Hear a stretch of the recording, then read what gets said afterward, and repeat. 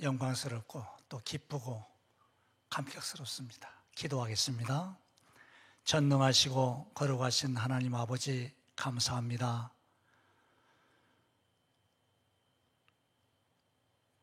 거짓의 아비인 사단과 마귀와 악령들의 거짓된 학설이 난무하고 거짓된 삶이 역사를 지배하듯 그렇게 나타나고 있는 이 시대에 하나님의 진리의 말씀을 바탕으로 해서 하나님께 영광 돌리기를 바라는 이 기관을 하나님께서 세우시고 이렇게 귀한 일을 감당할 수 있도록 은혜 베풀어 주신 하나님께 감사를 드립니다. 오늘 말씀의 제목처럼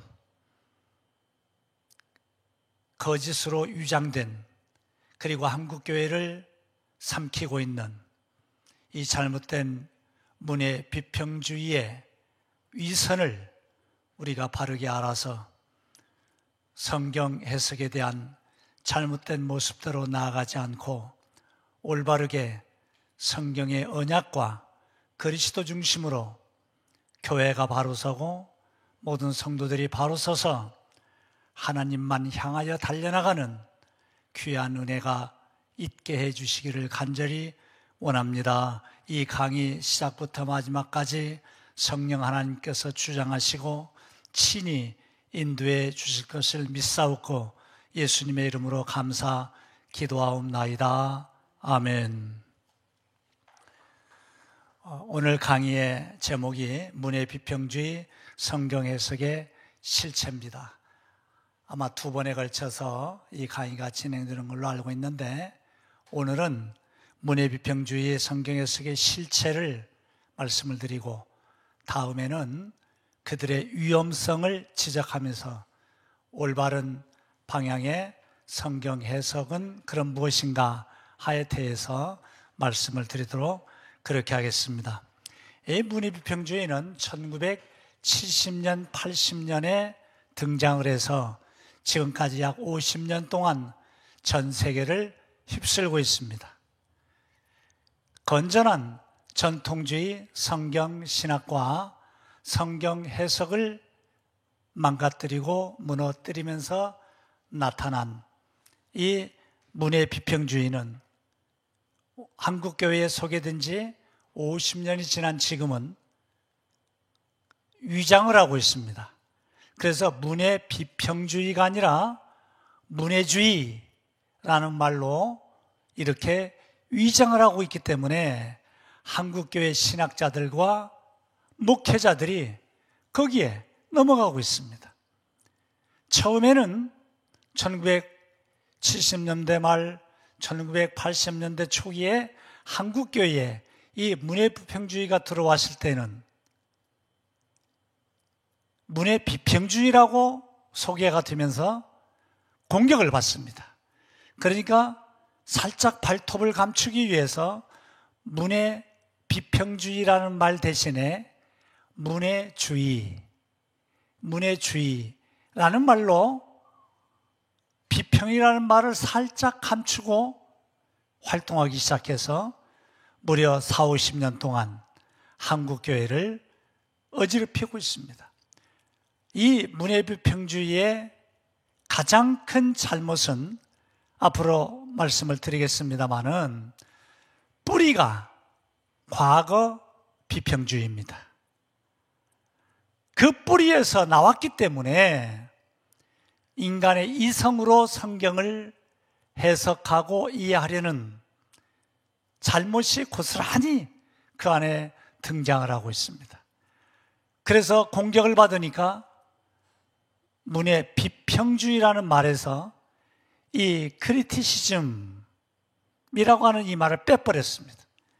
그리고 문해주의다 이렇게 해서 약 40년 이상 금년 2020년대 들어오기까지 약 50년째 이 문해 비평주의가 한국교회 마치 그것이 새로운 학문이고 그것이 새로운 신학이고 그것이 새로운 성경 해석인 양 가장을 하고 지금 한국교회를 뒤덮고 있는데 약 40, 50년 지나니까 이것이 아닌데 하면서 다시 문해 비평주의 신학이 공격을 받고 점차 힘을 잃고 있습니다.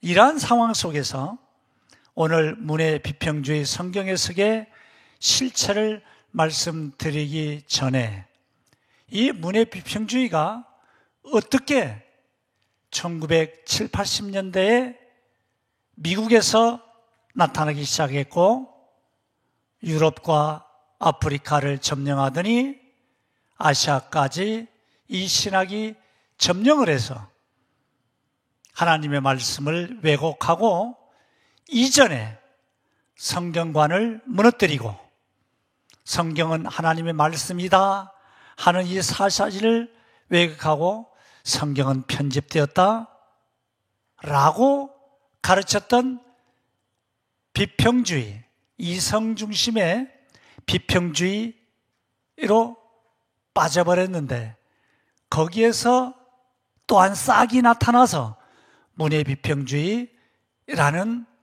성경 해석으로 등장하게 되었기 때문에 문해 비평주의가 어디에서 어떻게 나왔는가를 말씀을 드리기 위해서 간단하지만은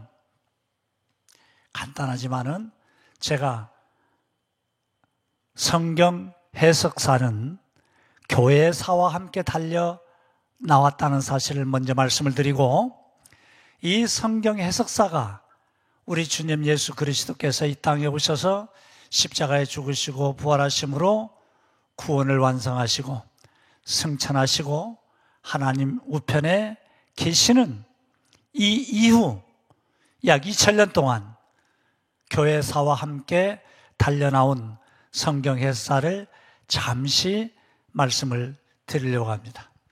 우선 우리 주님께서 이 땅에 계실 때 성경을 어떻게 해석했는가로부터 출발을 하려고 합니다.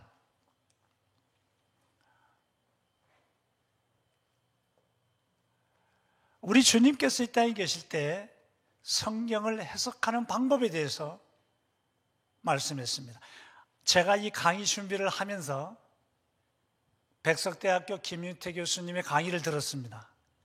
어쩌면 그렇게 정확하게 역사적으로 바르게 강의를 했는지 제 강의를 서너 번이나 들으면서 오늘 제 강의에 앞선 기본 강의를 해주셨다 이렇게 생각을 하고 진심으로 감사를 드립니다. 예수님께서 땅에 계실 때 사랑하는 제자들에게 구약 성경을 말씀하시고 구약 성경을 해석할 때 우리 주님께서 뭐라고 성경을 해석했느냐부터 말씀을 드립니다. 우리 주님 예수 그리스도께서는 성경 해석에 대해서 요한복음 5장 39절과 누가복음 24장 44절 이하에서 가장 정확하게 말씀했습니다. 여기서 예수님은 너희가 성경에서 영생을 얻는 줄 알고 성경을 상고하지만은 그 성경이 곧 나에 대한 기록이다 이렇게 말씀했어요.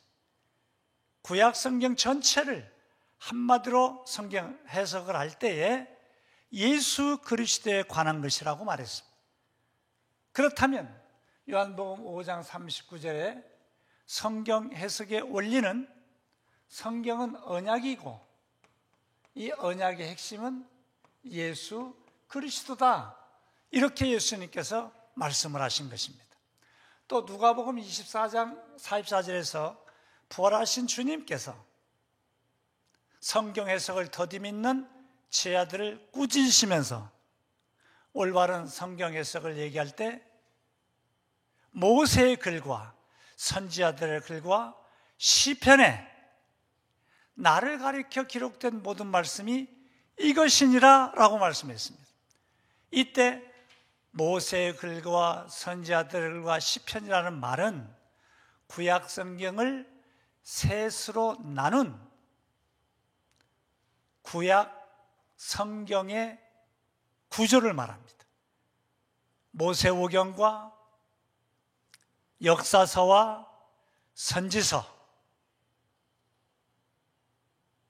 이렇게 구약 성경을 구분하는데, 그 모세오경과 역사서와 선지서 속에 기록된 모든 말씀은 바로 나 예수 그리스도를 가리킨 말씀이고, 나 예수 그리스도의 십자가의 죽음과 부활에 관한 내용이다, 이것이다, 이렇게 주님께서 말씀했습니다.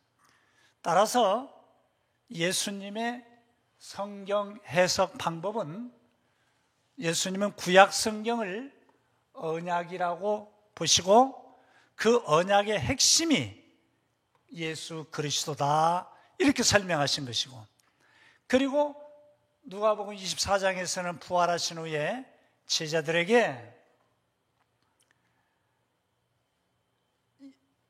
십자가의 죽음과 부활, 바로 이것이다, 이것이 성경 모세오경과 선지서와 또 선지자들이 말한 시편에 나타난 모든 내용들, 이러한 내용들이 핵심이 십자가와 부활인데, 예수님께서 부활하신 이후에 그 말씀을 하시면서 십자가의 죽음과 부활, 이것이 구약 성경 전체의 핵심이다, 이렇게 말씀을 했습니다.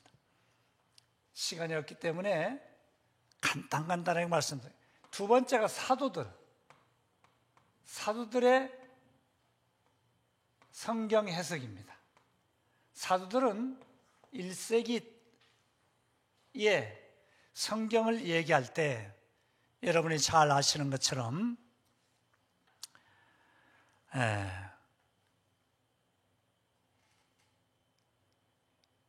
갈라디아서 4장, 고린도전서 10장, 디모데후서 3장 14절 이하에 사도들이 성경을 말하고 있습니다.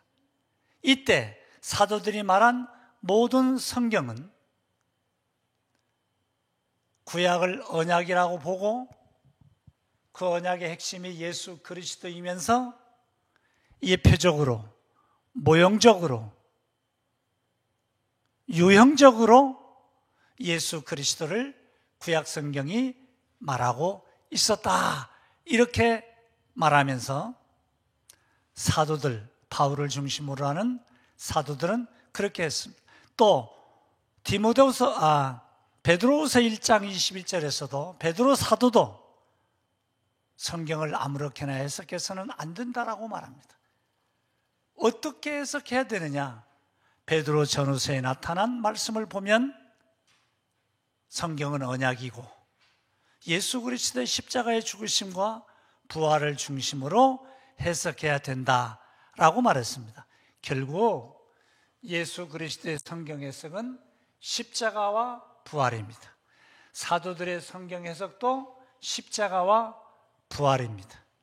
그 다음에 교부 시대로 넘어갑니다.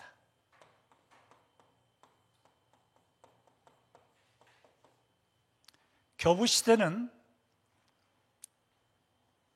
2세기부터 5세기까지를 말하는데, 이 2세기부터 5세기까지 성경의 기본 교리를 완성하고 삼위일체 교리를 완성하고 이렇게 하면서 성경을 간략하게 쉽게 요약해서 후손들에게 전하는 이 교리가 완성된 이 교부 시대에는 힐렐과 클레멘트를 중심으로 해서 또 오리겐을 중심으로 해서 후에는 제롬과 어거스틴에 이르기까지 이분들의 성경 해석은 전부 다 문자적입니다.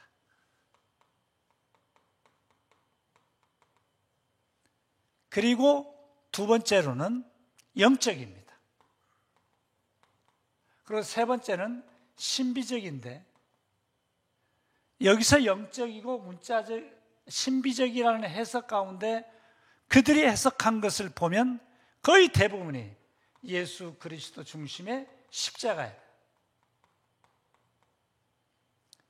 너무 심하게 나아가서 신비주의로 빠지는 위험성도 있었긴 하지만은, 그러나 예수 그리스도의 십자가와 부활을 중심으로 해석하는 데는 문제가 없었습니다. 다시 말씀을 드리면, 우리 주님께서 이 땅에 오시고 부활 승천하신 이후에 처음으로 성경이 해석되어질 때는 예수 그리스도도, 사도들도, 교부들 자체도 성경을 예수 그리스도의 십자가와 부활을 중심으로, 언약을 중심으로 성경을 해석했음을 알 수가 있기 때문에, 전통적인 성경 해석이라 함은 바로 예수님의 성경 해석과 사도들의 성경 해석과 교부들의 성경 해석을 기초로 해서 하는 성경 해석을 우리 한국 교회에서도 전통적인 성경 해석이다, 이렇게 말해서 적어도 5세기까지는 그리스도의 십자가와 부활을 중심으로 하는 언약 중심의 성경 해석을 이루었습니다. 그런데 중세로 들어와서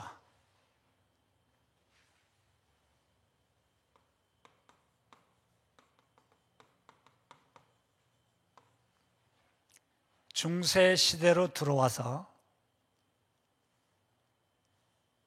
5세기에서 15세기, 이때 성경 해석은 달라지기 시작했습니다.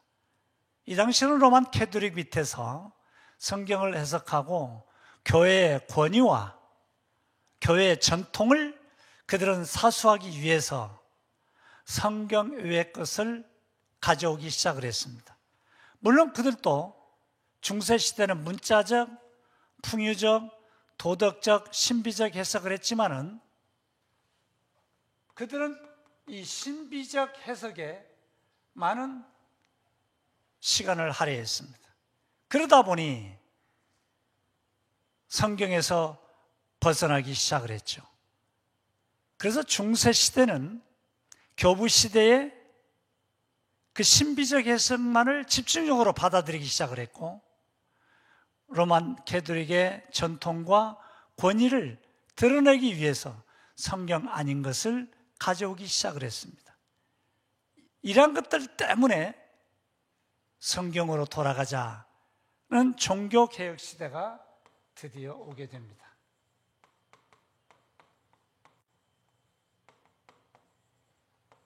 16세기입니다. 1517년에 루터가 종교개혁을 일으킨 이후, 이때부터는 교회사를 그냥 교회 시대라고 말을 해요. 그래서 개혁교대 시대라 하면 그 이전에 로만 캐토릭의 시대와 1517년 종교개혁 시대 이후를 나누어서 크게 그렇게 부르는 것입니다. 그러니까 개혁교회라고 해서, 개혁주의라고 해서 다 옳은 것은 아닙니다. 거기에 바로 나타난 것이 종교개혁 시대 이후에 나타난 것이 비평주의이기 때문에 그렇습니다. 그래서 이 종교개혁 시대 이후에, 종교개혁 시대는 성경 해석을 문법적, 그 다음에 역사적, 신학적 해석을 하는 것을 골자로 해서 성경 해석이 진행이 됐습니다. 그런데 이 성경 해석은 그래도 성경은 하나님의 말씀이다, 이렇게 전제를 하고, 성경은 하나님의 말씀이다 라고 전제를 하고 성경 해석을 하는 겁니다. 모든 학문은 presupposition, 전제가 있어야 됩니다. 지구가 둥글다? 둥글다는 걸 증명해 나갑니다. 지구가 평평하다? 평평하다는 것을 증명해 나갑니다. 학문은 전제가 필요한데 바로 성경은 하나님의 말씀이다 전제하고 이때 나온 종교개혁 시대 이후 종교개혁자들의 성경 해석은 대단히 건전했습니다. 앞에 제가 말씀을 드렸던 예수님 당시 또 사도들의 성경 해석, 교부들의 성경 해석의 그 전통성을 이어오면서 바르게 성경을 해석했는데 그만 이때부터 새로운 것이 나타났습니다. 의심이 생겼습니다. 성경에 대한 의심이 시작되면서 급기야 성경은 하나님의 말씀도 있고 성경 안에는 신화나 전설도 있고 성경 안에는 꾸며낸 이야기가 있다. 이런 의심하기 시작하다가 드디어 인간의 이성을 가지고 성경을 해석해야 된다고 하는 것들이 사상들이 나타나기 시작하면서 종교개혁 시대에 종교개혁과 더불어서 성경을 의심하고 모세오경도 저자가 모세가 아닐 것이다, 아닐 수 있다, 아니다 하면서 나타난 이 신학이 바로 비평주의 신학이에요. 그래서 종교개혁 시대 이후에 교회가 개혁이 되는 것까지는 좋았는데 성경을 해석하는 사상이 의심으로 나타나기 시작했고 인간의 이성으로 성경을 해석해야 된다고 하는 이것이 나타나서 비평주의가 완성이 됐습니다.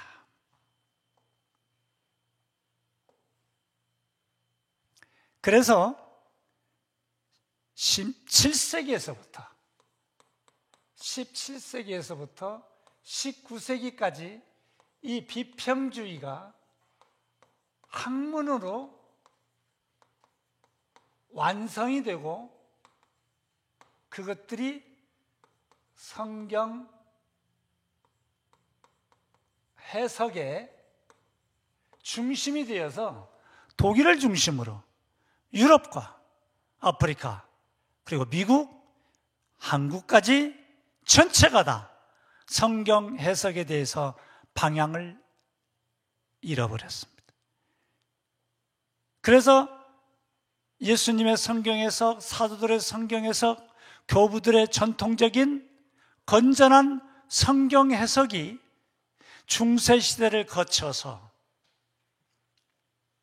이 17세기부터 19세기까지 이 시대를 거쳐오면서 그만 인간의 이성으로 성경을 해석해야 된다고 하는 이 비평주의 성경 해석이 전 세계의 교회를 지배해버렸습니다. 우리 한국교회도 1950년대에 이 비평주의 신학이 들어와서 교회들이 갈라지기 시작했고 양분화되면서 비평주의 신학과 전통적인 이 신학 두 개가 한국교회를 지배한 겁니다. 그래서 여기서 전통적인 해석이라 함은 아까도 말씀드린 사도적인 성경에서 교부들의 성경에서 그리고 종교개혁자들의 전통적인 그 성경 해석을 말합니다.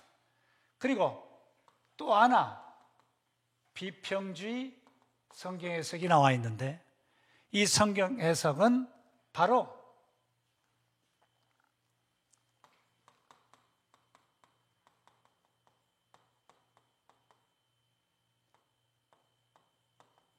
비평주의 성경 해석은 간단하게 제가 요약하겠습니다. 이 비평주의 성경 해석이 17, 18, 19세기 3세기에 걸쳐서 완성이 돼서 전 세계 교회들을 지배하면서 성경을 이성으로 해석한다는 논리가 나오면서 이 비평주의 성경 해석은 인간의 이성으로 성경을 해석하는데 여기에 전제되는 것이 바로 비평이에요. 그러니까 이성으로 성경을 해석하는 방법이 비평이에요. 크리티시즘. 이것은 얼만큼 잘못된 것이냐면 성경은 종교개혁 시대에도 성경 위에 교황이 있었습니다. 적어도 14세기까지는 성경 위에 교황이 있어가지고 교황이 해석하는 대로 성경이 좌지우지되는 시대예요. 이것을 못마땅하게 여긴 사람들이 개혁주의자들이에요. 그래서 종교개혁의 가장 큰 성과는 성경 위에 있는 교황을 끌어내린 겁니다. 그래서 모든 권위가 성경이지 성경 위에 더 나은 권위는 없어요. 그래서 성경 위에 있는 권위를 끌어내리는 것입니다. 이게 종교개혁이었어요. 그런데 17세기에서 19세기 완성된 비평주의 성경 해석은 성경이 하나님의 계시고 하나님의 말씀이고 믿음으로 받아들여야 하는 이 성경을 인간의 이성 아래에 둔 겁니다. 그러니까 성경을 인간의 이성 아래에 두니까 그만 인간의 이성이 성경을 지배하게 되는 거죠. 그러니 얼마나 잘못된 것들이 나타났습니다. 그래서 17세기, 19세기에 가장 세상을 지배했던 이론이 문해부흥, 이성주의예요. 이때부터 나온 것들, 인간의 이성중심, 이성중심의 성경에서 이성중심의 인간의 삶, 동성연애, 이런 모든 것들이 인간의 이성중심에서 비롯된 것들이 성경 위에 교황의 권위를 끌어내린 것이 종교개혁이라면 오늘날 비평주의는 성경 위에 인간의 이성이 있어가지고 인간의 이성이 가는 대로 성경 해석을 하니까 그걸 하기 위해서 성경을 감히 비평을 합니다. 여러분, 하나님의 그 전에 전통주의에서는 하나님의 말씀은 계시라고 그랬어요. 계시. 감춰진 비밀. 그래서 이것을 뚜껑을 열어서 알려주는 것입니다. 하나님의 말씀은, 성경은 하나님의 말씀이다. 계시로 보는 것입니다. 그래서 그 말씀을 믿음으로 받아들이는 겁니다. 그러나 비평주의, 학문이 완성이 되고 비평주의로 성경을 해석하는 데서는 인간의 이성이 최고예요. 그래서 성경이 편집되었다. 이렇게 보는 것입니다.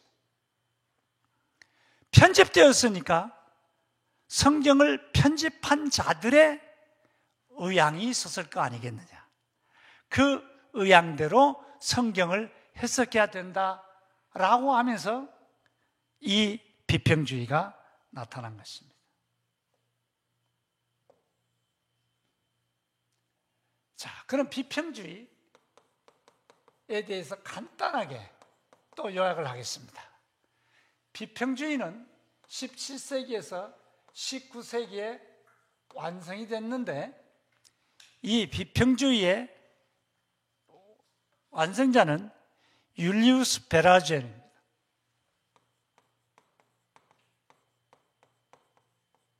그냥 한글로 쓰겠습니다. 이 베라우젠 1800년 말에서 1900년 초기 1844년에서 오늘 문해부평주의를 말씀을 드리기 위해서는 이 말씀을 드리지 않을 수가 없습니다. 이 사람이 소위 말해서 문서 가설, 성경은 문서가 있었는데 J, E, D, P라는 문서가 있었을 것으로 추정하는 가설이에요. 문서 가설에 의해서 성경이 편집됐다. 이렇게 그의 스승의 견해를 기준으로 해서 완성을 한 사람이에요. 그래서 1800년 이후에 베라우젠에 의하여 문서 가설에 의해 성경은 편집되었다. 이렇게 나와서 약 200년 이상 전 세계의 신학을 지배하고 성경 해석을 지배했습니다. 그래서 여러 가지 비평이 있죠.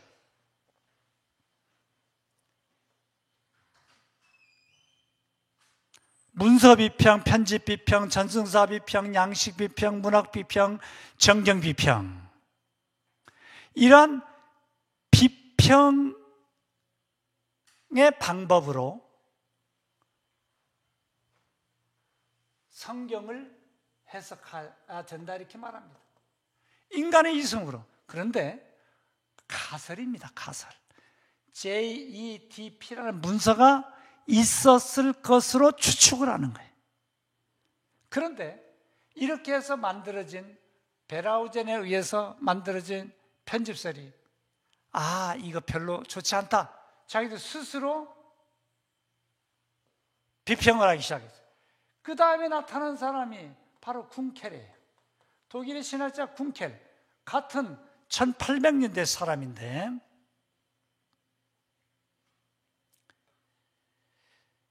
(1862년에서) (1932년)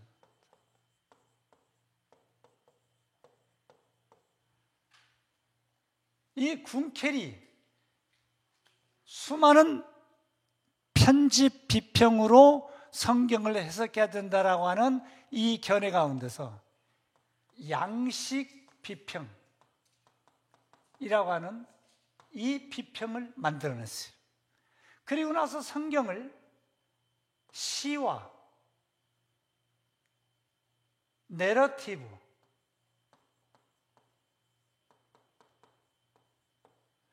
시와 내러티브로 성경을 구분했어요. 그러니까 성경을 자세히 보면 시가 있고 나머지는 내러티브다 이렇게 주장을 하기 시작했어요.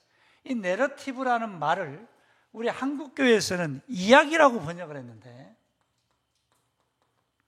1980년대, 90년대 우리 한국교회가 요란했습니다. 그래서 목사들이 성경을 이야기식으로 풀어야 된다 이런 식으로 나타나면서 이 군켈이 말한 비평주의가 한국교회에 상륙했어요. 1950년대, 60년대, 70년대, 80년대까지. 그리고 80년대 새로운 내러티브가 나타나기 시작했는데 문의 비평주의 아래서 내러티브가 나타난 거예요. 이야기다. 그런데 놀라운 것은 군켈이 말한 성경은 시와 내러티브로 구분된다 이렇게 해석을 하는데 이 내러티브 속에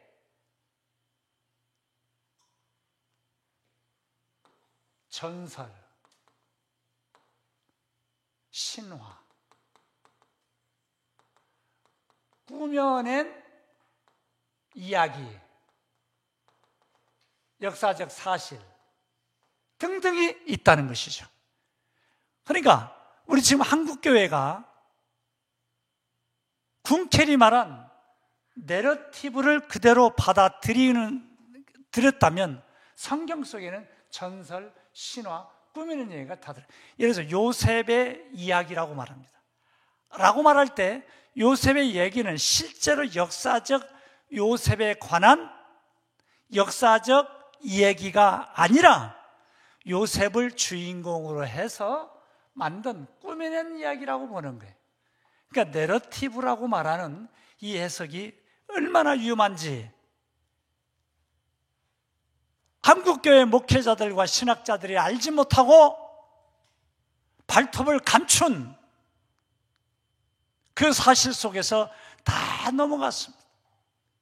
그래서 1980년대에 우리 한국교회에 상륙한 문의 비평주의 아래서 내러티브를 고스란히 그대로 다 받아들였습니다. 지금 한국교회에서 문의 비평주의를 비판하는 사람은 저밖에 없습니다. 모든 신학교가 전부 다 문의 비평주의를 다 받아들이고 있습니다. 그런데 그것을 비판하지 못하고 있습니다.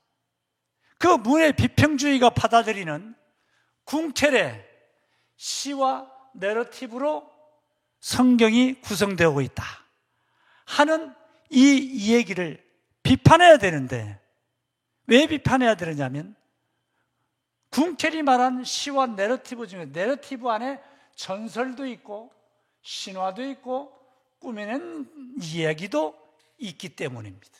이것을 받아들이고 있습니다. 그러니까 한국 교회의 신학자들과 목회자들이 이러한 문의 비평주의의 핵심을 잘 알지 못하고, 성경은 이야기니까 이야기식으로 해석해야 된다, 겉으로는 맞는 것 같습니다.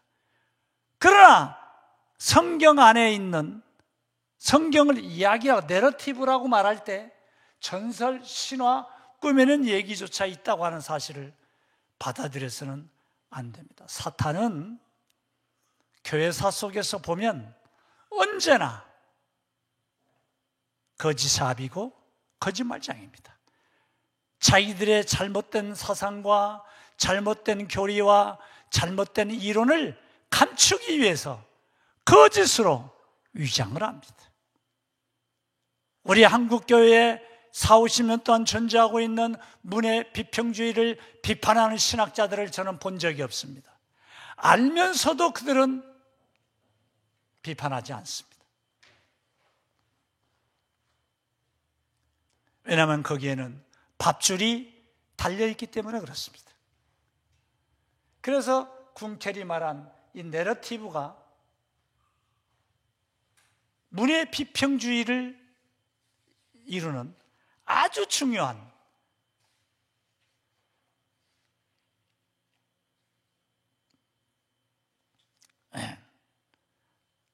성경 해석의 원리로 나타났습니다. 이 궁켈이 끼친 영향은 대단했습니다.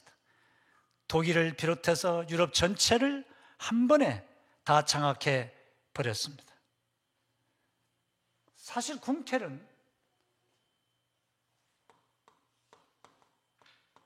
운문과 산문으로 먼저 나눴는데, 운문은 시고 산문은 내러티브다, 이렇게 말을 함으로써 드디어 산문 속에 있는 이 내러티브를 이야기로 한국교회는 번역을 하면서 성경을 문학작품으로 보기 시작했습니다.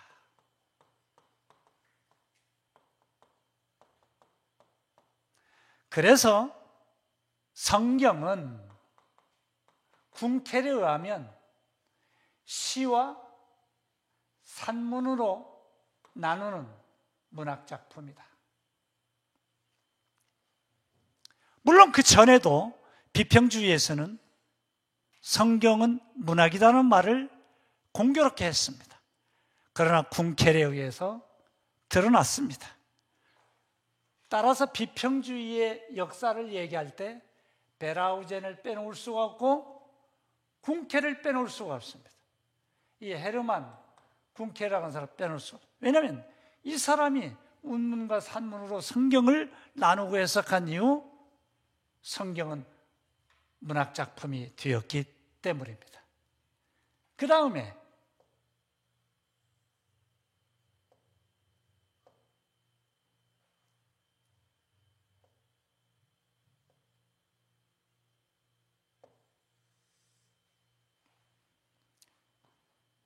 그렇게 해서 17세기와 19세기까지 비평주의가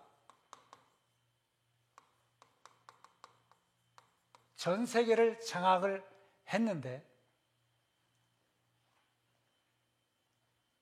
1970년대, 정확히 말하면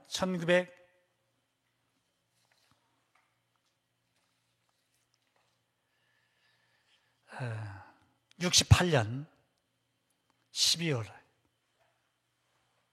1968년 10월 미국의 성서신학회장인 뮬렌버그라는 사람이 있었습니다. 이 뮬렌버그라고 하는 사람이 양식 비평을 넘어서라는 논문을 썼고 이것을 기화로 해서 성경은 문학이다 라고 전제하자는 것입니다. 그래서 이제는 성경을 문학이다 라고 전제하고 양식 비평 가지고는 안 된다. 이건 비평주의의 마지막 최고봉이 양식 비평이에요. 이 비평주의 양식 비평을 넘어서 라고 하는 From Criticism Beyond 라는 논문을 쓴 이후에 성경은 문학이다 라고 전제하고 문학을 해석하는 방법이 성경에 들어오기 시작했습니다. 이것이 바로 문의 비평주의입니다.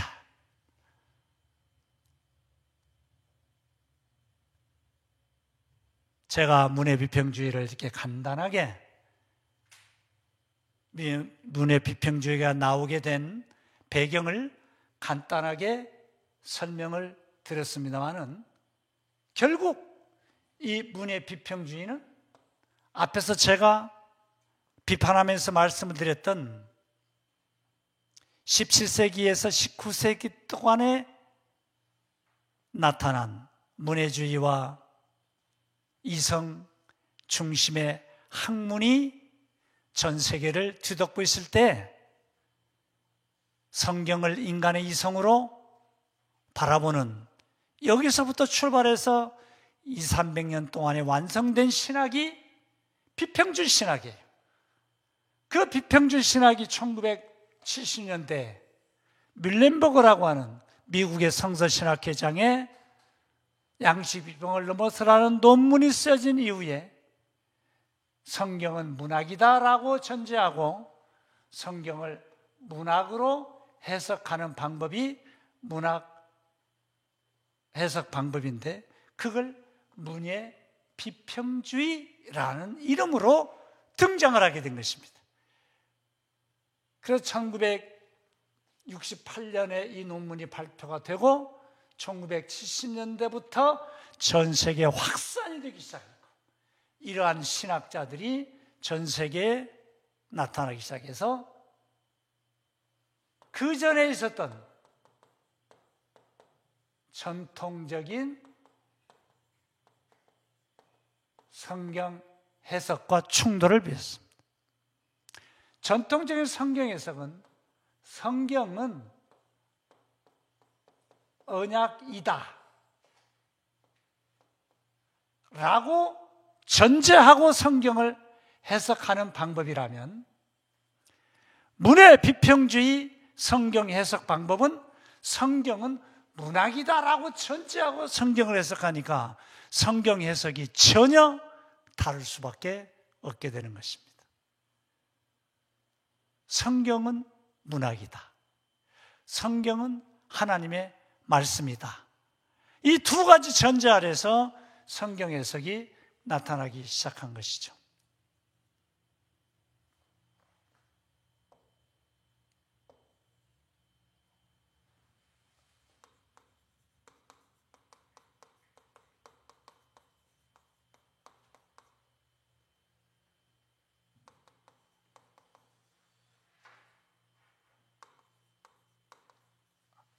따라서 1970년에 등장한 소위 문해 비평주의 성경 해석은 여러 가지 방법이 있지만 그 중에 가장 큰 영향을 끼친 것이 바로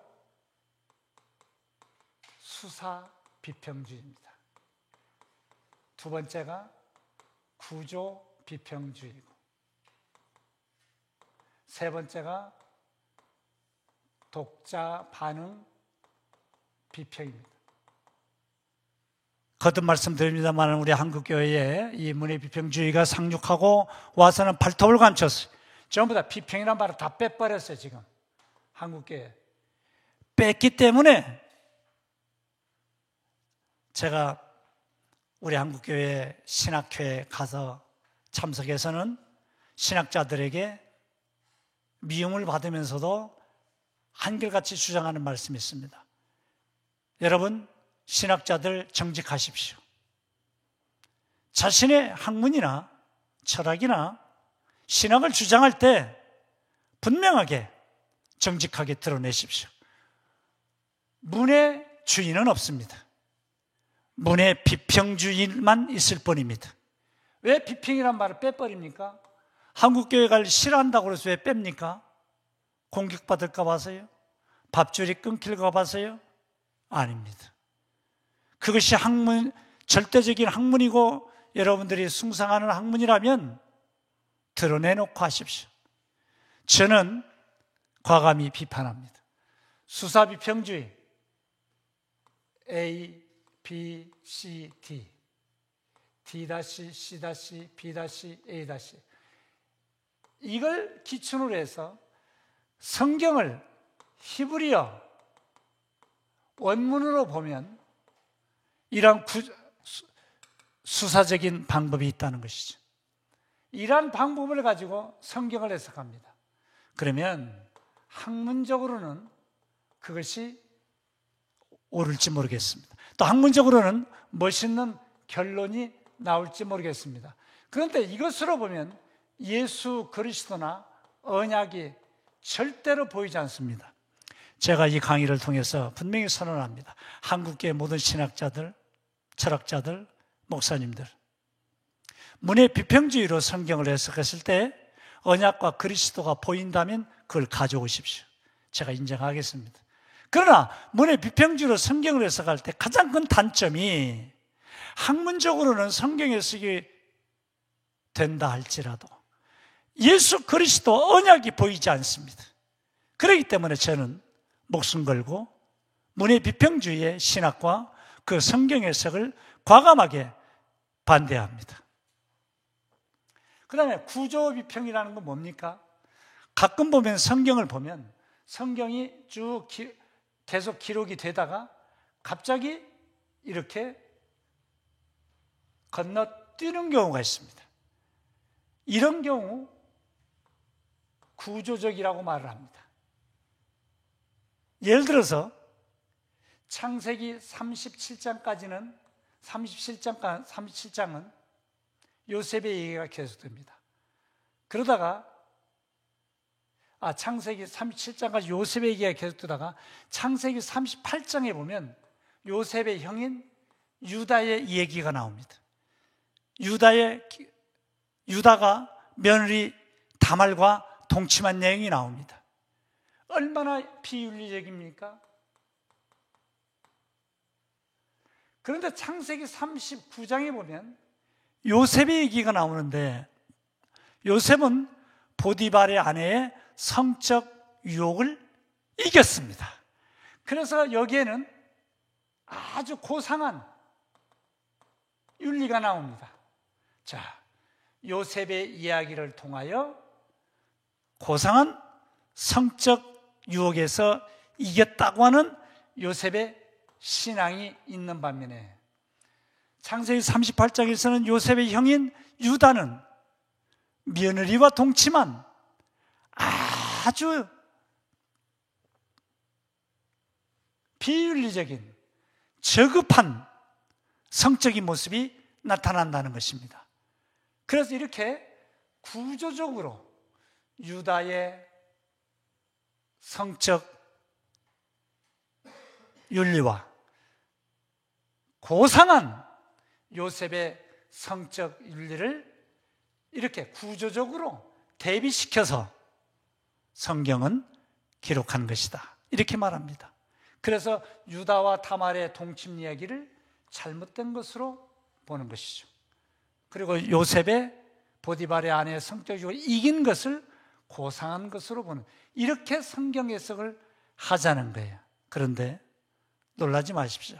제가 다음번 강의 때 창세기 38장에 유다와 다말의 계대 결혼은 저급한 성적 윤리가 아니라 신명기 25장 5절에서 10절에 나타난 유대인의 계대 결혼에 의해서 유다가 결혼했다는 사실을 밝히면서 결코 저급한 성윤리가 아니라고 하는 사실을 밝힐 것입니다. 그렇다면 문해비평주의가 구조 비평 속에서 창세기 38장과 39장을 해석하는 해석이 얼마나 잘못되었는가 하는 것을 제가 밝힐 텐데, 그때 또 강의를 들으면서 함께 성경 해석의 중요성에 동참해 주시면 대단히 감사하겠습니다. 그 다음에 문해비평주의의 세 번째 성경 해석의 원리가 독자반응 비평이에요. 이 독자반응 비평은 성경을 읽는 자마다 그 성경을 통해서 깨닫고 이해하는 방법이 다 다르다는 것입니다. 그래서 과거에는 성경 본문이 무엇을 말해주는가에 초점을 둔 것이 성경 해석의 원리였다면, 문해 비평주의에서 말하는 독자 반응 비평 아래서 성경 해석은 그렇지 않아요. 성경은 누가 해석해 주는 게 아니에요. 성경은 성경을 읽는 자가 깨닫고 이해하면 그것으로 충분합니다. 이게 바로 독자 반응 비평이라고 하는 문해 비평주의 아래서의 성경 해석이에요. 얼마나 엉터리인지 모릅니다. 인간의 이성 아래서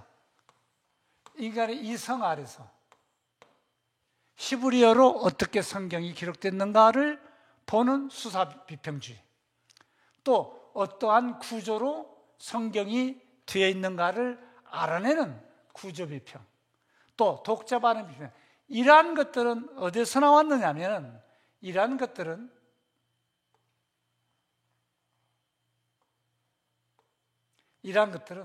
모두 다 스위스의 언어학자들, 소시르라는 사람이 있는데, 이 소시르라는 사람이 언어 분석을 하고 그 언어로 문학을 이해하자는 사람인데, 그 방법을 성경 해석에 그대로 접목을 시켰어요. 그래서 문해비평주의 아래서는 프랑스의 언어학자 소시르의 언어 분석학 이론이 그대로 들어와 가지고 성경을 해석하자는 거예요. 그래서 성경은 성경을 읽는 자가 이해하고 깨달으면 된다는 것입니다. 그래서 성경 하나의 본문이 10명이 읽으면 10가지 해석이 나올 수가 있습니다. 하나님의 거룩한 말씀인 구원에 관한 계시인 성경이 읽는 자마다 해석이 다르다면 그것을 누가 권위 있는 하나님의 말씀이라고 보겠습니까? 제가 3가지만 지적을 했는데 이것들이 얼마나 엉터리인지 모릅니다. 그러나 한국교회 신학자들과 목회자들이 발톱을 감춘 이 문해 비평주의 성경 해석을 그대로 받아들여서 지금 교회에서 가르치고 있다는 이 사실이 저는 너무나도 억울하고 화가 나서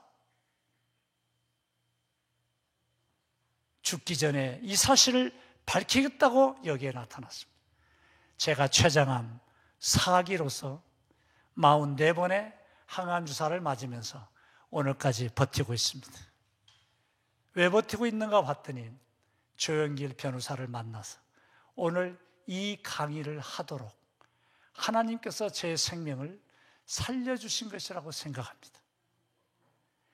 다음번에 1시간 더 남아있지만 그때는 제가 문해 비평주의자들이 A라고 성경 해석한 것들이 얼마나 잘못되었으며 우리는 언약신학 아래서 B라고 성경 해석을 하고 이 B라고 올바르게 성경 해석하는 이 원리 아래서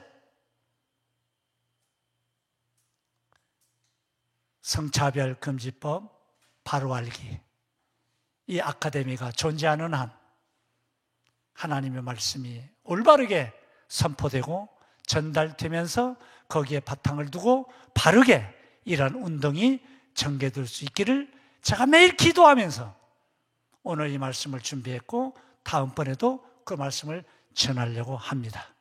우리 한국교회에 나타난 문해 병주의의 이 성경 해석은 발톱을 감춘 위장된 사탄, 마귀, 악령들의 술수라고 하는 사실을 오늘 제가 여기서 거룩하게 밝힙니다. 한국교회는 비평주의와 전통주의 해석이 나타났는데 마지막으로 제가 하나만 더 말씀을 드리고 강의를 마치겠습니다. 1970년대 성경 문해 비평주의가 해석이 전 세계를 지배하고 1980년대부터 오늘날 2024년도까지 이 해석이 성경의 권위를 무너뜨리면서 성경 해석을 잘못하고 있는 이러한 시점에서 1980년대 미국 웨스트민스터 신학교의 딜라드, 제가 밝힙니다. 롱맨 투 교수가 있습니다. 이들이 성경 문해 비평주의 해석의 대단한 권위자들입니다. 그리고 전 세계에 이 해석이 퍼졌는데 같은 웨스트민스터 신학교 구약 교수 가운데 있었던 로버슨 교수가 있습니다.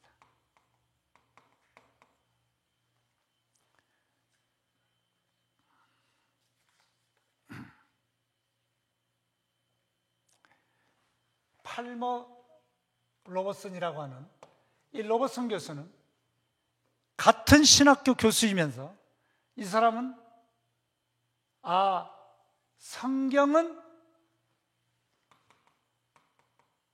성경에는 문학적인 요소가 있지만 문학은 아니다. 성경은 언약이다 라고 주장하면서 소위 말하는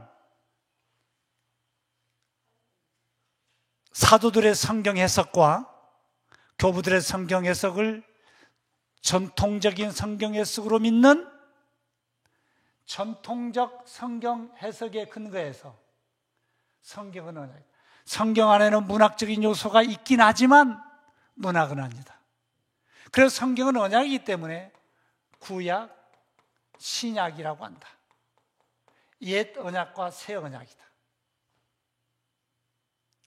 언약의 핵심은 예수 그리스도다. 그래서 구약이나 신약이나 성경은 언약인데 예수 그리스도를 중심으로 하는 구원의 책이다. 지난번 김윤태 교수 강의를 들으니까 성경은 영생의 책이다. 너무 명확하게 강의를 잘 해주신 것을 제가 들었습니다. 이것을 버리고 성경은 문학이다, 수사적, 구조적, 독자 반응 비판, 또 이야기, 이란 방법으로 인간의 이성으로 해석해야 된다 하는 이 견해 반기를 들고 나온 사람이 로버슨 교수예요. 그래서 딜라드나 롱맨 투 교수 이란 사람들이 문해 비평주의 성경 해석을 온 세상에 퍼뜨린 기본적인 신학자들이라면 로버슨 교수는 그걸 반대하고 전통적인 성경 해석을 그대로 받아들이면서 성경은 구원의 책이다, 이렇게 반기를 든 이 신학이 바로 언약신학입니다.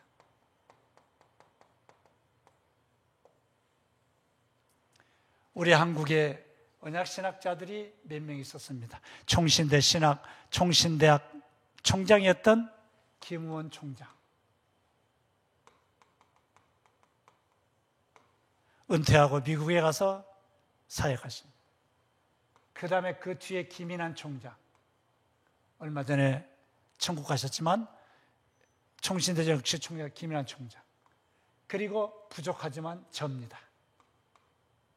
이렇게 세 사람이 한국교회 언약신학자였는데 이분은 은퇴하시고 사라졌고 이분은 천국 가셨고 저 혼자 남아서 복음주의 신학회와 계획주의 신학회에서 성경은 문학이다라고 전제하고 전개되는 신학과 20, 30년 동안 싸웠습니다. 그러나 저도 이제 은퇴하고 남아서 성경은 문학이라고 전제해서는 안 되고, 학문적으로는 이렇게 말할 수 있을지 모르지만 구원사적으로는 절대로 이렇게 말할 수가 없습니다. 예수님도 사도들도 교부들도 그리고 종교 개혁자들도 모두 다 성경은 언약이다 라고 전제하고 성경을 해석했기 때문에 다음 시간에 1시간 더 저에게 주어진 시간이 있기 때문에 오늘은 문해 비평주의 신학의 실체를 제가 폭로했습니다. 문해 비평주의자는 한국교회를 지금 장악하고 있습니다. 80% 이상이 지금 문해 비평주의자들의 신학자들이고 목회자들입니다. 그렇지만은 문해 비평주의는 비평주의의 또 다른 싹이라고 하는 사실을 오늘 제가 폭로하면서 그들의 성경 해석의 잘못된 점, 이러한 것들을 다음 주에 제가 강의하면서 그 문해 비평주의의 성경 해석을 A라고 되어 있는 부분들, 제가 언약신학 안에서 B라고 성경을 해석하면서 한국교회가 잘못 해석하고 있는 부분들, 잘못 전하고 있는 부분들을 수정하고 교정하면서 엄숙하게 한국교회의 문해 비평주의자들의 실체를 오늘 폭로한 것처럼 그들의 잘못된 성경 해석의 위험성을 다음 주일에 제가 함께 말씀드리도록 하겠습니다. 지금까지 경청해 주셔서 대단히 감사합니다. 다음 주에 뵙도록 하겠습니다. 감사합니다.